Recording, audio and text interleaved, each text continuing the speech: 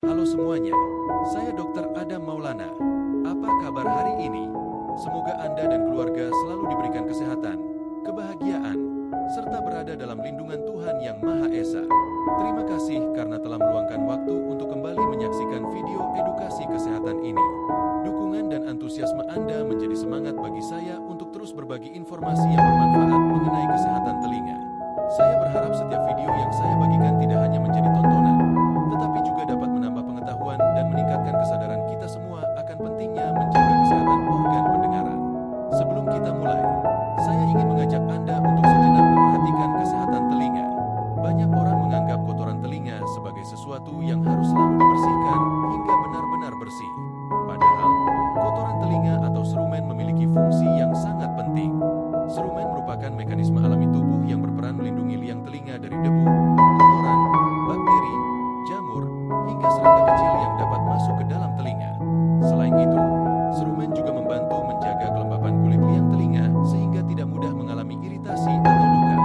Namun, meskipun memiliki fungsi sebagai pelindung alami, bukan berarti kotoran telinga boleh dibiarkan menumpuk terlalu lama.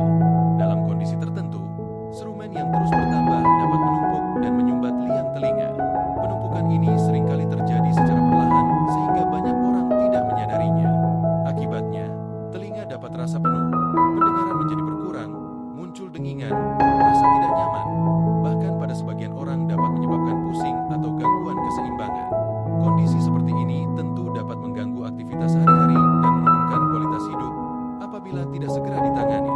Saya juga ingin mengingatkan agar kita menghindari kebiasaan membersihkan telinga menggunakan cotton bud atau benda tajam hingga terlalu dalam. Kebiasaan tersebut justru sering mendorong kotoran semakin masuk ke dalam liang telinga sehingga semakin sulit dikeluarkan. Selain itu, tindakan yang tidak tepat juga dapat menyebabkan luka pada liang telinga, memicu luka, bahkan meningkatkan risiko cedera pada gendang telinga. Oleh karena itu, membersihkan telinga sebaiknya dilakukan dengan cara yang benar dan aman. Jika memang terjadi penumpukan serumen atau muncul keluhan seperti telinga tersumbat, nyeri, keluar cairan, atau pendengaran berkurang, sebaiknya segera berkonsultasi dengan tenaga kesehatan agar mendapatkan penanganan yang sesuai. Pada video kali ini, kita akan melihat salah satu kasus penumpukan kotoran telinga yang telah berada cukup lama di dalam liang telinga. Melalui proses pembersihan ini, Anda dapat memahami bagaimana serumen dapat berubah bentuk, mengapa proses pembersihan harus dilakukan secara hati-hati, serta pentingnya menjaga kesehatan telinga sejak dini. Saya berharap tayangan ini dapat menjadi edukasi sekaligus pengingat bagi kita semua bahwa menjaga kesehatan telinga adalah bagian dari menjaga kualitas hidup. Mari kita saksikan video ini bersama. Semoga bermanfaat, menambah wawasan, dan menginspirasi kita untuk lebih peduli terhadap kesehatan telinga mulai dari sekarang. Terima kasih telah menonton. Semoga Anda selalu sehat dan sampai jumpa pada video edukasi berikutnya.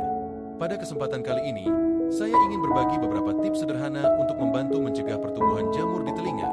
Karena menjaga kesehatan telinga jauh lebih baik daripada harus mengobati ketika sudah muncul keluhan. Hal pertama yang perlu diperhatikan adalah menjaga telinga tetap kering. Setelah mandi, berenang, atau terkena air, cukup keringkan bagian luar telinga menggunakan handuk yang bersih dan lembut. Hindari menggosok terlalu keras atau memasukkan kain maupun benda lain ke dalam liang telinga. Biarkan sisa air keluar secara alami dengan memiringkan kepala ke kanan dan ke kiri. Selanjutnya, hentikan kebiasaan membersihkan bagian dalam telinga menggunakan cotton bud atau benda apapun. Banyak orang mengira cara ini dapat membuat telinga lebih bersih, padahal justru dapat mendorong serumen semakin dalam, melukai kulit liang telinga, dan mengganggu lapisan pelindung alami yang berfungsi mencegah pertumbuhan bakteri maupun jamur. Bagi Anda yang sering berenang, penggunaan penyumbat telinga atau air plugs yang sesuai dapat membantu mengurangi masuknya air ke dalam liang telinga. Setelah selesai berenang, pastikan telinga kembali dikeringkan dengan baik agar kelembapan tidak bertahan terlalu lama. Selain itu, hindari menggunakan obat tetes telinga, terutama yang mengandung antibiotik, tanpa anjuran dokter. Penggunaan obat yang tidak tepat dapat mengganggu keseimbangan mikroorganisme alami di liang telinga sehingga justru meningkatkan risiko munculnya gangguan lain, termasuk pertumbuhan jamur. Sebagai penutup, saya ingin mengingatkan bahwa telinga memiliki mekanisme perlindungan dan pembersihan alami yang sangat baik. Tugas kita adalah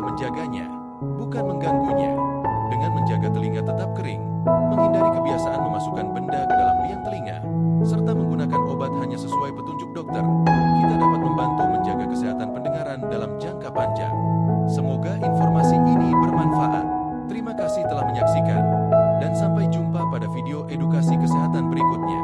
Tetap jaga kesehatan telinga dan semoga Anda selalu sehat.